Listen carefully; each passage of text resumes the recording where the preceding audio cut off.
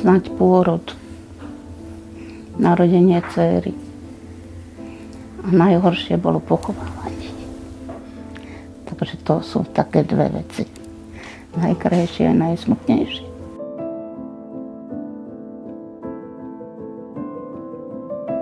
Asi zdravie, že nevládnem chodiť. Neviem dobre chodiť. V noci dýcham kyslík. Asi to by mi najviac, to zdravie.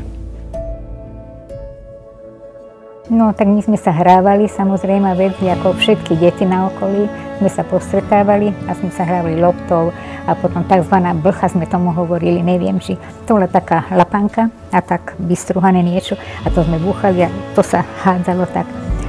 Som Budmeričanka, tam máme les, tak sme chodili tam do lesa a tam sme vyvádzali ako deti. No, veľmi ma to teší. Ja si vždy to užívam. Aj dneska mi vypadne slzička. Ja sa na nich teším. Ja nemám vnúčatá nikoho. Takže toto je pre mňa oživenie. A dneska som mala tam tak šikovného chlapa. Ústa sa mu nezatvorili. Takže bol milý.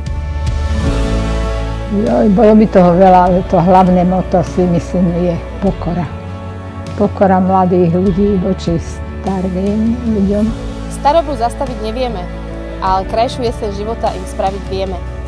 Pomáhajme spoločne. www.koľkolásky.sk